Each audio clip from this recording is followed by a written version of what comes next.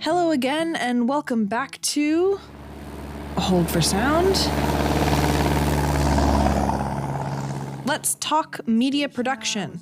I'm Mantha Pratt, the studio manager here at Frostline Studios. Frostline is an audio and video production company that values quality, creativity, and curiosity.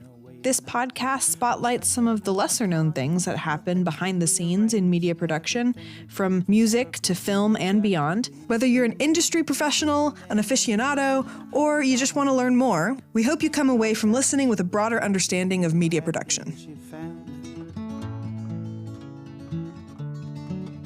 I am so excited for this particular podcast because I am able to introduce Audra Henderson today. She is our producer and video production manager.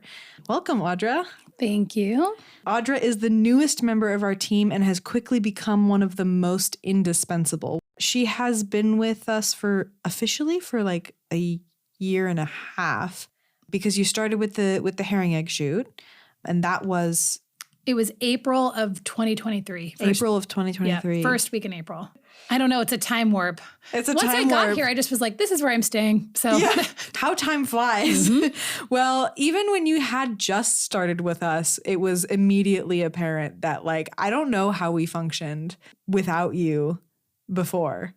Since you started, every single shoot that we have been on has just been so much more organized and has allowed us to just really up our game. And that's the whole reason that producers exist. I mean, the role of producers is to make things happen. It's to make things smooth. And it's also just my goal is to have that kind of outcome. So thank you for that. You do that. Our lives have become so much better.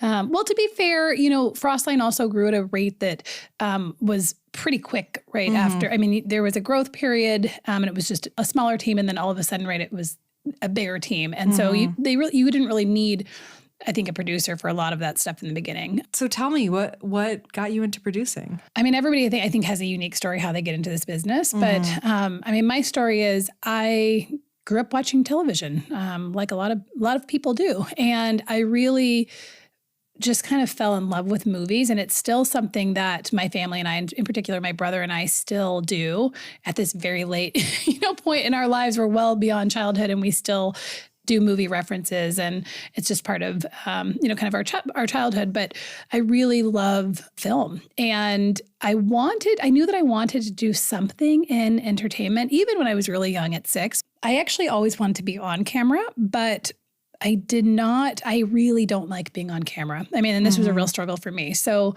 when I was young, I was in all different types of, acting things and dance, and I still dance to this day. But I just really don't like the audience. I don't like being in front of an audience. I joined a band in my later life, loved jamming, came to Showtime, and I was like, well, I'm getting paid, so that's great. But everything about this experience is not for me, right? And so that was really, it was just kind of, it was an inner struggle really to go, do I really want to be on camera? Do I really want to be an actor? I love this, but can I do it in a way that still is preserving this part of me that really doesn't want to be on camera? So for that reason, I didn't go into acting. And really, quite frankly, film school just was not something that I heard anybody doing when I was in high school and going to college. Like, not a single person I knew was going to film school. It just wasn't a thing that you did. No, and without telling you how old I am, I don't even know. And I also just wasn't, totally sure what I wanted to do. So I went to school for general communications degree, but during that time, actually, I got an email. Email was new, by the way, at that point in time. But I got an email that The Late Show with David Letterman was hiring and they were looking for interns. And I seriously locked myself in my room for 2 days and I created a resume, which I did not have at 19 years old, 20 years old. I locked myself in my room for 2 days. I submitted it and I finally got a call back and I had the interview. And a couple weeks later, they called and they said, that's it. You got the spot.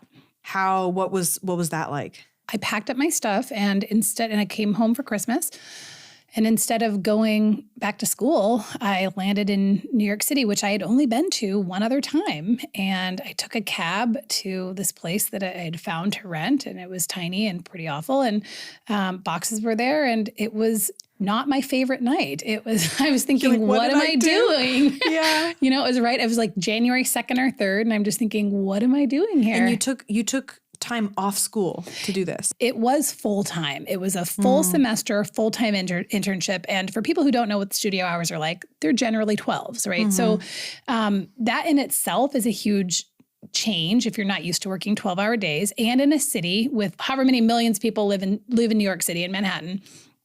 And that in itself was just kind of a big shift for me. So the experience as a whole is unfortunately married with the city, which I was not very fond of. And the work itself and working for Dave, I did enjoy parts of that. I do not enjoy 12-hour days. So we'll talk about this. I mean, I know it's one of the things we want to talk about is just kind of this work-life balance. And one of the great things about being in this industry in Alaska is there is a better work-life balance than in Los Angeles, for example, or in New York City. Right. It's more possible in Alaska. And I actually learned that when I first got into production in Alaska later in my story.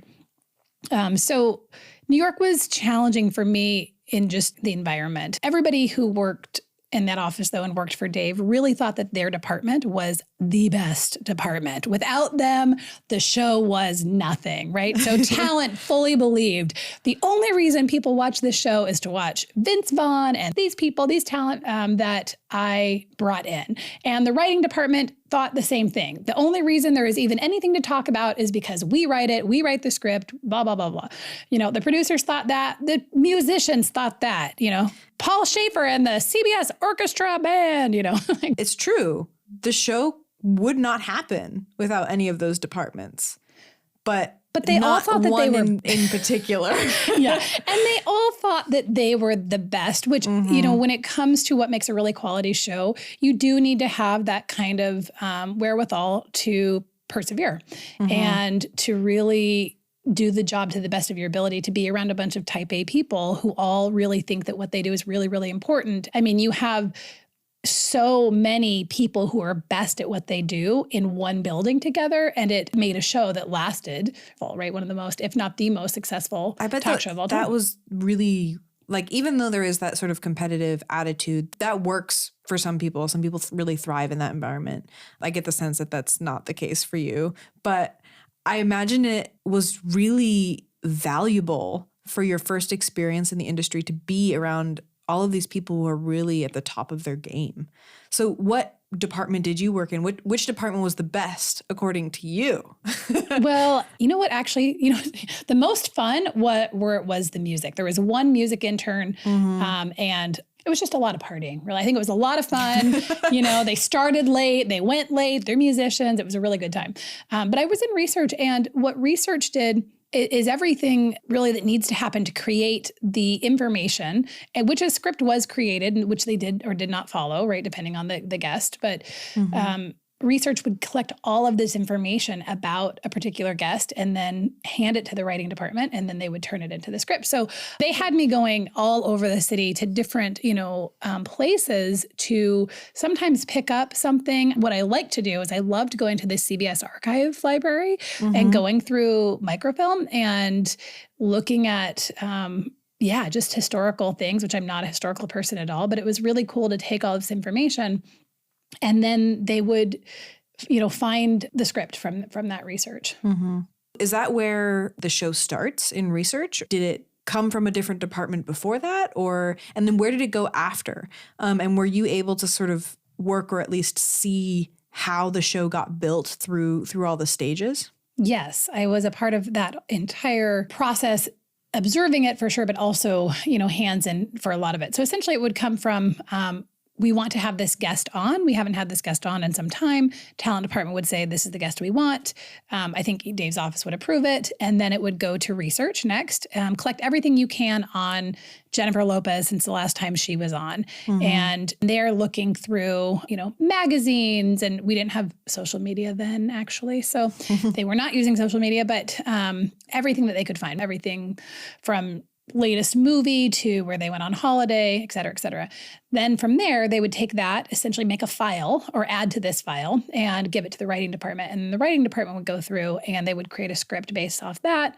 And then from there, this entire file with the script would then go to Dave's office. And Dave would spend a lot of time going through the files. And I think what I will say about Dave is he was one of the hardest working people that I've ever met. And he particularly spent a lot of time, and I think really values getting to know someone and creating a warm experience for people that are on the air, because he really, really goes through the file to really understand who is this person, what have they been doing. So there were a lot of times that they would be doing maybe something on script, but then they would say, oh, well, my son did this. And he said, well, I know, they were in New Jersey, blah, blah, blah. And the artist or guest would say, oh, you know that. I mean, it was genuine surprise. And he's like, well, yes. I mean, because he really cared. And I think it obviously came across. Dave was is a very likable person. Yeah, for sure. Yeah. So you've got research, talent. Those are all sort of subcategories of producing, right? Those different departments. Research was not the most exciting position, and Dave's office didn't have an intern. So what I would do is get my work done to the best of my ability as quickly as I could get it done. And then my hours were free. And so Dave's office would call down and they would say, is Audra there? Can you send her up?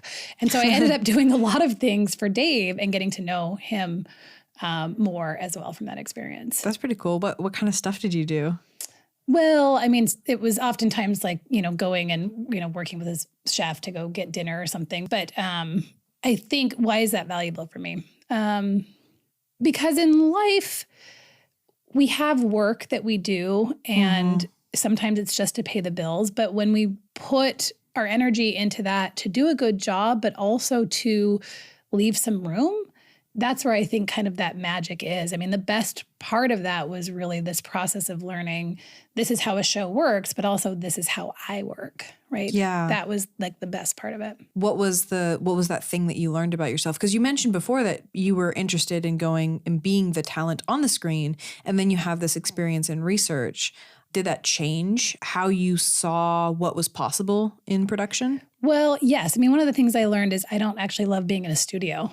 So field producing is a great thing for me because you're not in the studio all the time. So after this experience, you know a little bit more. You're like, oh, actually, I do like producing. That's really fun. I like getting to the bottom of it. I like getting to know everything, getting my fingers in all the pots and just seeing the whole piece come to life. Then you went back to school. For 6 months. For 6 months? You did the internship in your senior year? Yeah. And as I was leaving, Dave's right-hand person said, we'd like for you to come back and take a permanent role here at David Letterman, which is a huge honor. I know we were in the elevator and I was like, wait, what? I was just thinking about my coffee order. Wait, what? You're offering me a job, like a real one, a paying one? I also wanted to back up and say the Late Show with David Letterman said they would give me as many credits as possible because I was there really 12 hours a day, for several months. But the university said we will only give you 3 credits per internship, whatever it is.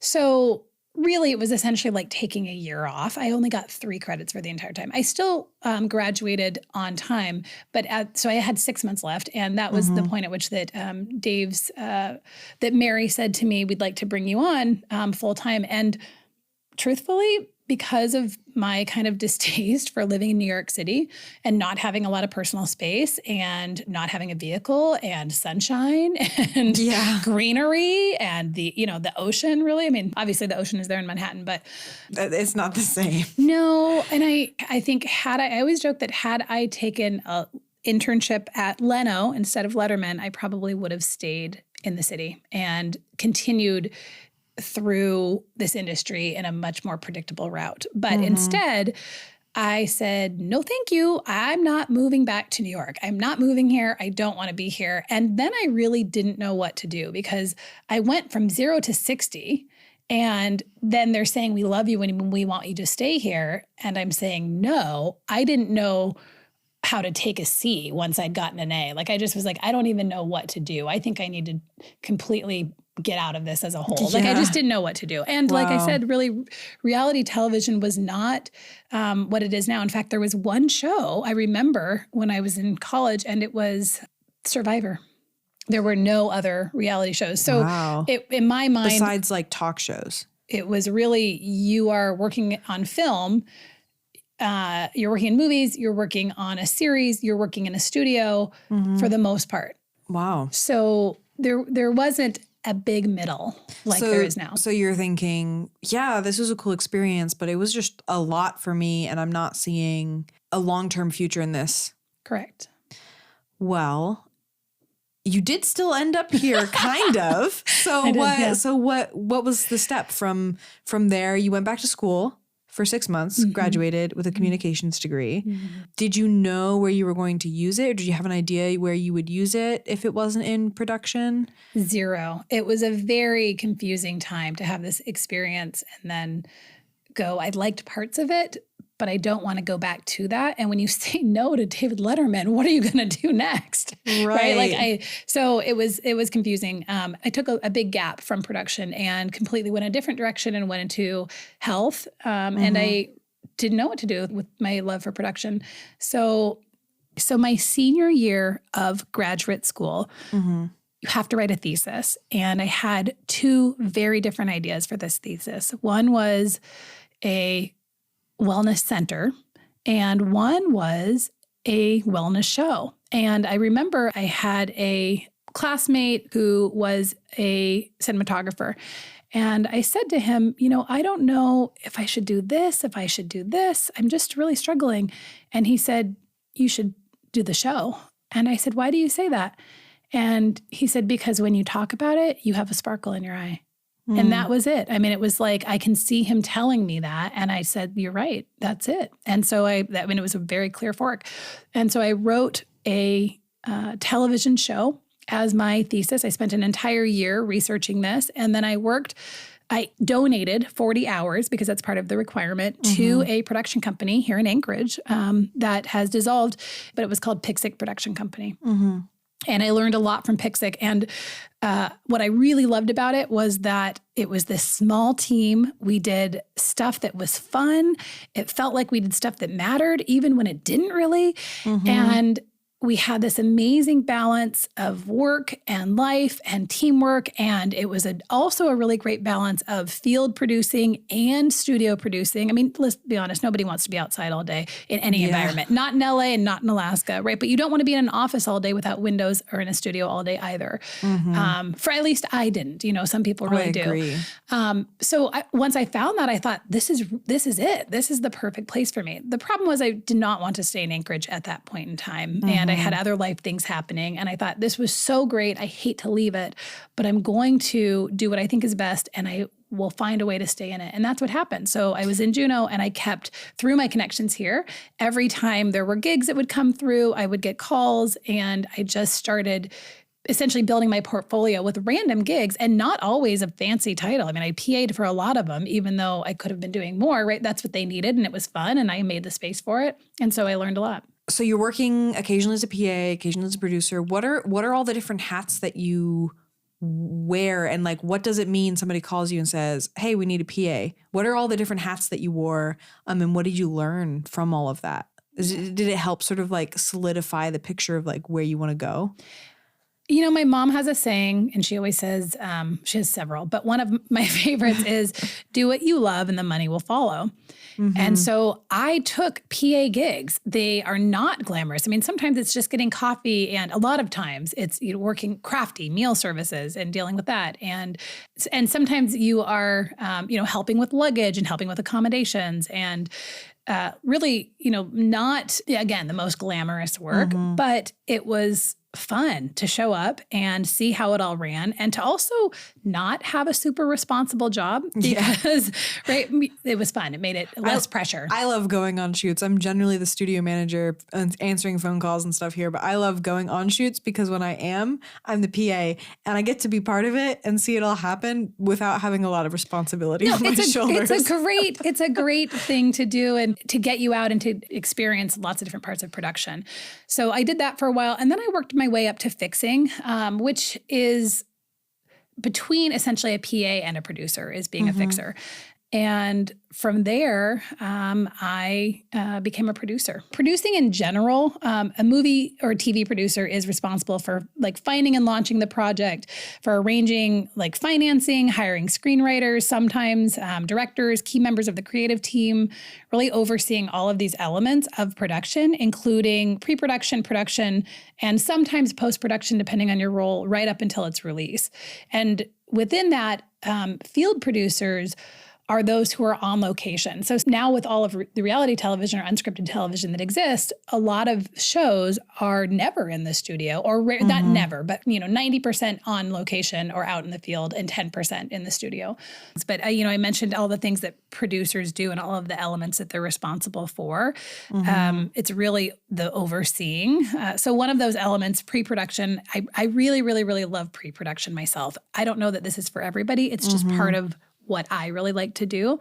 So pre-production is everything that happens before cameras are rolling and audio is speeding. Everything that happens.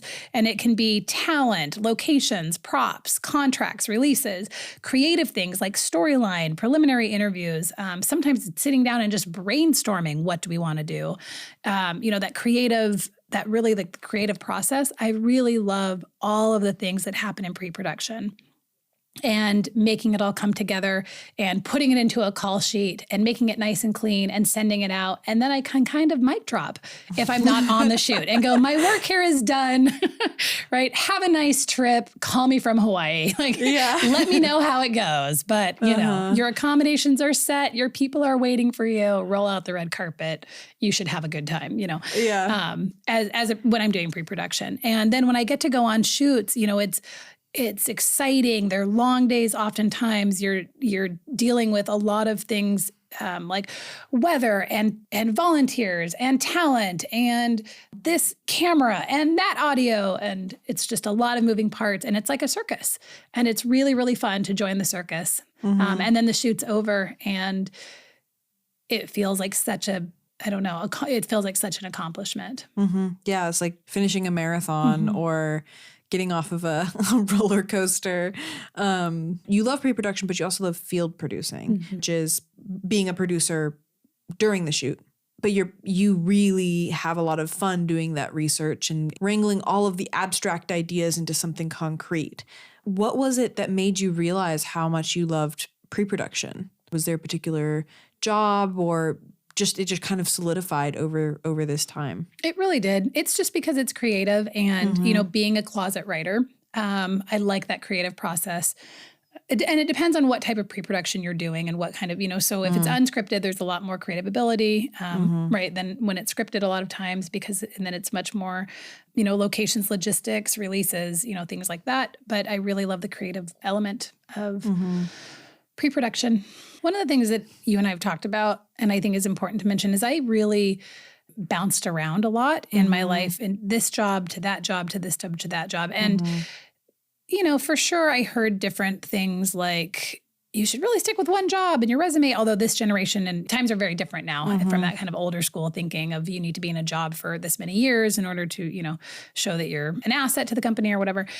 I bounced around a lot, and it really was helpful for me to find production and to realize that all of that I did and all of those skill sets, I've been called a jack of all trades a lot, but feeling like the master of none. But in producing, you put it all together. And so if that's the kind of person you are, then producing is a really great job for you. Yeah, producing is, I remember when I started here, I didn't really have that much experience in the production industry.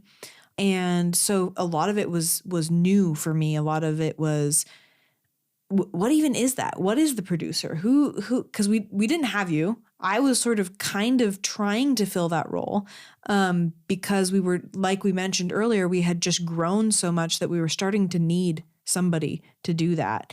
And it wasn't really me because I'm not as much of a jack of all trades kind of person, but I was just trying to understand what is this role that I'm trying to fill. And it was so hard because you do it all.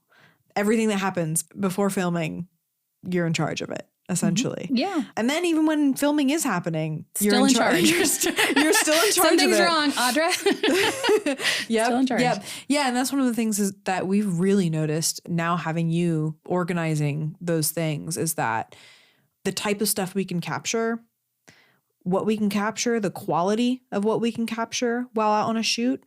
We always had the capability before, but now that our cinematographers and sound and like everybody doesn't have to be worrying about all of the producing things, they can put their full capability into their craft. And so it's the quality of what we've been able to make has really skyrocketed, which is really exciting. Well, and stress goes down, right? Because you want to show up and you want to do a good job and you want to know what your job is, first of all. And so when things are not outlined to really what's happening and what your job is, it's too many unknown. It's too many variables, and it doesn't really lend itself to the smoothest of shoots all the time.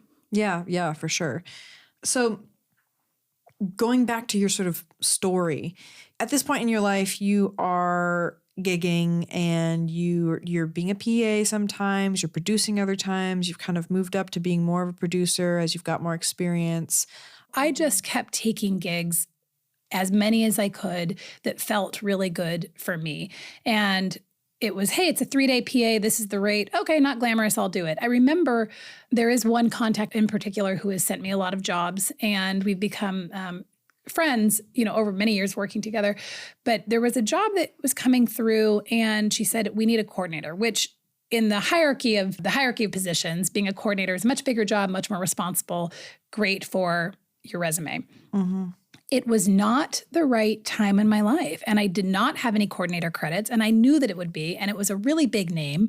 Everybody knows this name. Everybody knows this show. And I just said, no, kind of like I did with Dave. I said, this is not the right, the right opportunity will come along. This is not the right one. I think having the ability to do that is huge. To know that you're not in the position to give it your all at this time.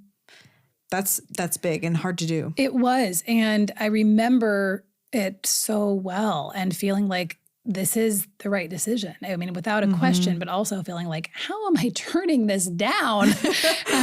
So I did. I turned it down. And what happened was the show went sideways. It was mostly weather related and ended up being actually in Juneau. It wasn't supposed to be in Juneau. It was supposed to be outside of Juneau. Ended up being in Juneau, and what do you know? I ended up getting a call anyway and saying, hey, we're here. Can you make this work for a couple of days? And I said, sure, no problem. Now it works. It was a lesser role. It wasn't about the credits. It was about doing it in a way that felt good for me and that was fun. And I was, so that was the next, step. And then what happened was COVID happened and nothing was happening. Nothing was happening except in Alaska. I think things were still happening in Alaska because of our lower population and the ability to do a lot of work outside, right? So in LA, big studios are shut down, right? But here in Alaska, a lot of things that were able to keep going still kept going. And a lot of the shows that happen up here are based in the outdoors. Correct. And that's what it was. And so I got a call and they said, hey, I just recommended you to be a producer on this show. You're going to get a call. And I said, okay. So they called me. They offered me a role as a producer for a couple of weeks. That was it. It was really a trial. It was not the best paying, but they were taking a chance on me.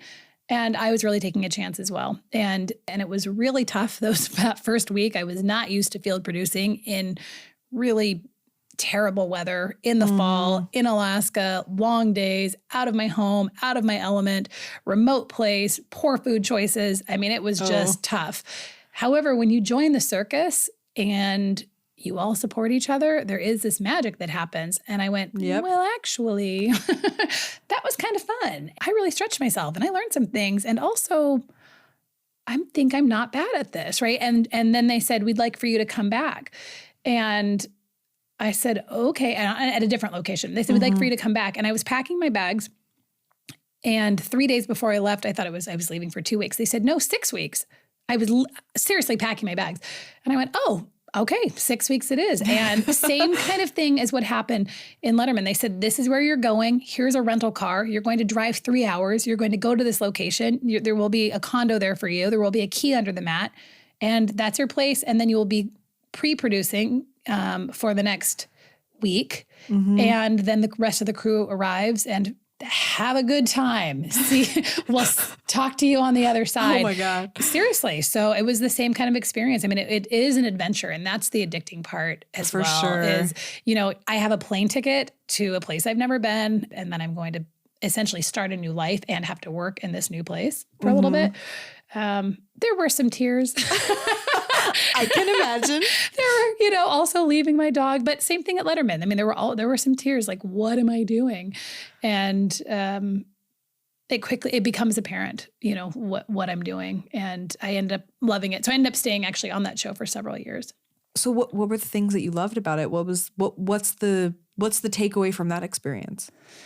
The takeaway is say yes when it feels right, not out of have tos, and, kind of put that fear aside. If it feels right, then say yes. That was kind of the message of that, and yeah, it was, I don't even know how to summarize my years, on this particular Discovery show. And so what happened was when Discovery merged with Warner Brothers and a lot of shows dissolved and were not renewed, this was one of them. And I found myself in a position of like, what am I going to do now? So you're sort of back at that sort of freelance producing phase.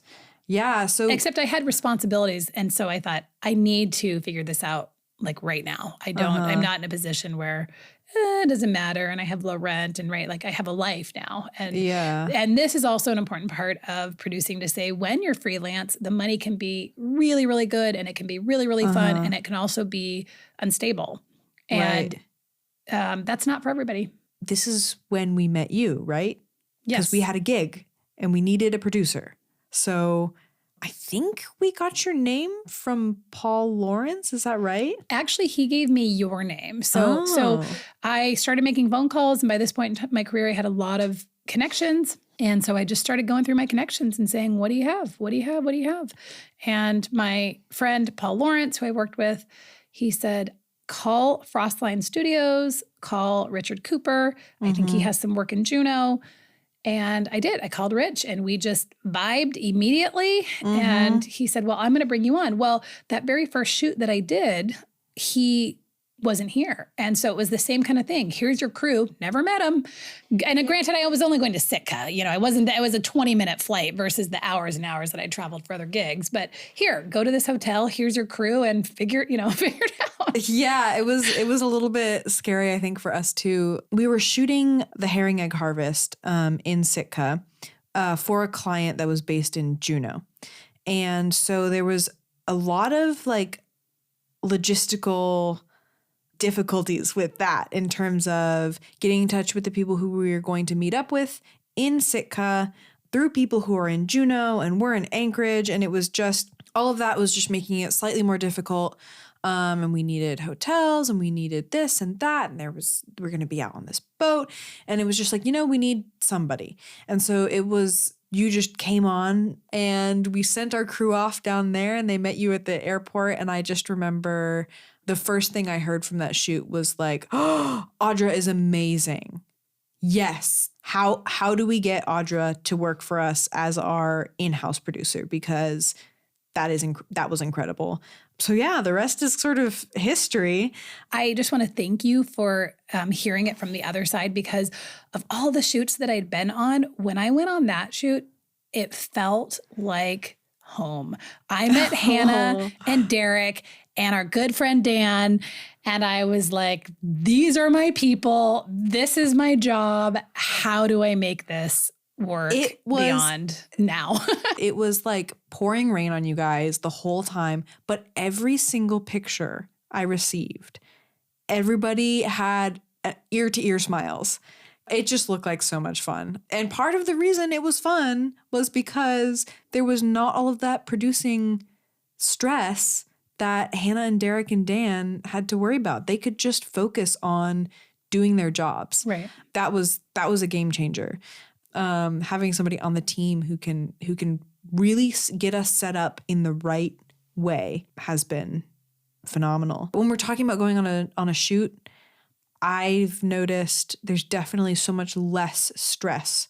Well, one of the best things that I heard through my learning of this industry. This famous producer that I worked with at one point, he said, what did he say? He said, "We are artists who paint with money. All other artists, paint with brushes and they paint with guitars and they paint with, we paint with money." And so when we're on a shoot and it's money just standing on that ground, you have to have a plan. And that's where I fall to the saying, if you don't have a plan, you plan to fail. Now, if you divert from the plan or you don't follow the plan, totally fine. And that's a lot of times what happens and actually ends up making a great shoot. Well, so I had a shoot a couple weeks ago that we had a big gap in the day and it ended up being some downtime. And we said, let's just go get some B-roll. And it was totally fine to do. It didn't really matter what we got. We knew that we needed to be back at a certain time for the next interview, like for the next thing that we had scheduled. And that was the important thing. Like, here's our plan. We have this big gap in the day. We're going to make the best of it. And then we can get back to the schedule. You can, if you have all the information at your fingertips, you can make decisions and change the plan in ways that's not going to be detrimental to the end product. And that's exactly what Dave did. He had a plan, but he had all of the information. He had all of this research. And then you have so much creative ability. Right. Yeah. And so then if the guest on the show goes off script, it's fine because you know all the information and you can just, oh, well, we really did want to talk about that one thing so I can bring us back to the script, but otherwise I can just follow him where he goes. Yep. Him, her, whoever. So we've heard your whole story. What is if somebody were to come in and wants to be a producer is being like, wow, actually, yeah, I am a jack of all trades. I love having my fingers in all the pots and I'm really organized and I love doing that research. What are the skills that somebody who wants to be a producer would have? And what are sort of like the number one things that you've learned about being a producer that you might not be able to like, you just had to learn them, Yeah, it's, I think, hard for a lot of people to describe what they do when they've been doing it for a while, but also in a way that feels really natural. Like, I don't know, I just play these chords. I don't even think about what they are anymore, right? I will first say, though, that there are lots of different kinds of producers, right? So there are field producers and segment producers are a certain type of producer, and there are supervising producers and executive producers and co-executive producers and line producers. So there's lots of different types of producers. And my advice would be, if you're interested in it, you take whatever job you can get that feels good to you. So it doesn't really matter. And you'll learn what feels good and what you want to do and where your skill set is really as it goes on. So things that I do at Frostline as a producer are different than what I do on another job or freelancing. So here, what I'm doing is clients know of us and are coming to us. And so you're fielding, is this an appropriate client for us? And once we determine, yes, it is, then they come into my department, so to speak. And that's where I start to really flesh out the project. And so what does that mean? We're going through fleshing it out, the creative elements of it, but we're also going through logistical things. Where is this taking place? And do you have talent? Are we hiring people? Are they real people? Like, meaning, are they, everybody's a real person, but are you sure? But are they, people in their career, or are they talent that are, actors? So we're just fleshing out the project. And then as we start to flesh it out, then we figure out what other things need to happen. Oh, we want to go to this location. Who owns that property? Is it private property? Is it the state? Is it city? And then we figure out who is going to be on that property and how do we prep them? Some of the parts that people maybe don't think are very interesting, but I actually do, are some of the releases and legal parts that need to happen. I like that part because it's good to know where are we inside the lines, but also you're helping to protect the company and you're also protecting people.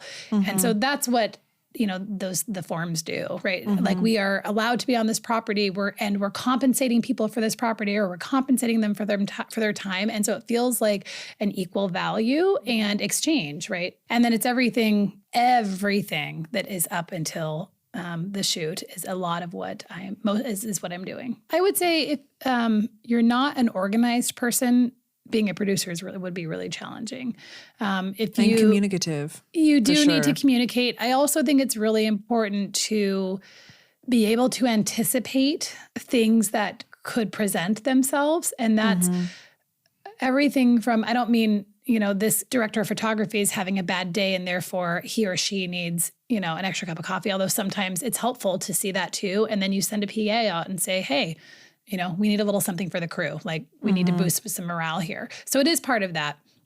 But I mean, more so anticipating once we get out to this location, I need to see, and this is where the creative part comes in. I see it in my mind and I go, what am I looking at? What is the light like? What is the land like? What is the temperature like? What is it going to be like? And can I envision it? And can I try to essentially control the environment in a way that makes it so smooth? Like, can I be anticipatory of what we're going to need on this particular shoot to make it smooth? Because magic happens, particularly on camera, when people are really in flow and they're not paying attention to, am I hot? Am I cold? Do I know what I'm doing? This applies to the person on camera too, right? They are just in it. And so when everything else around it is kind of secure and stable, that really, it gives the opportunity for that to happen. Yeah, for sure. Like I kept saying about the herring egg shoot, that behind the camera, the crew didn't have to worry about anything. In front of the camera, the people that we were filming didn't have to worry about anything besides doing what we were there to film them doing.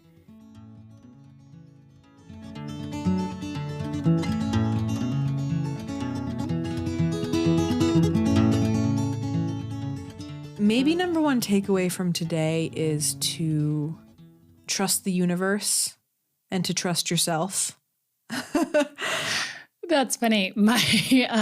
Yes. And I can't separate producing from who I am and my own philosophy. And, my brother likes to say something along the lines of like, yeah, Auntie Audra will just say, you don't need a job, trust the universe. And I'm just like, that's a little unfair. I mean, you do need a job, but you trust the universe too. Trust the universe to bring you to the job that is for you. And I thank the universe today for the long path that it led you on, sending you to David Letterman and all of the different little gigs you did, and you bounced around from this to that, but it brought you here. And we're all very grateful for that. Yeah, thank you. I do. Take advantage of opportunities, I would say, is one of the best pieces of advice that I would give someone, but also know when to say no. And I remember I was working on this job, and I think he was one of the EPs, maybe production manager. I don't remember. And he said, oh, I understand that you're a producer. And something like, well, you're just down here slumming it with us, huh? And I laughed and I said, no job is a bad job. When you're learning things. Yeah. My dad says no bad weather, only bad gear. That's right. Exactly the same. Yep. Well, thank you so much. I'm so excited that we're here because we're both here physically in the studio, because normally you work remote. Just overall, so grateful that you're part of our lives. So, thank you. Thanks it's great for being to be here. Person that I long to tell was sound asleep with Neil in some parallel dimension. Hold for Sound, Let's Talk Media Production is recorded and produced here at Frostline Studios in Anchorage, Alaska, the traditional homelands of the Dena'ina. For additional bonus info, like behind-the-scenes pictures and links to the media we mentioned in this episode, check out our blog at frostlinestudios.com/behind-the-scenes. The intro-outro song for this episode is Truth is a Dimension, Both Invisible and Blinding by Josh Ritter. Recorded and mixed here at Frostline Studios and out now on Bandcamp. Think tank institutions. You may even talk to Tanya. Let me ask you if you do. Please tell her I still love her, that will always be the truth.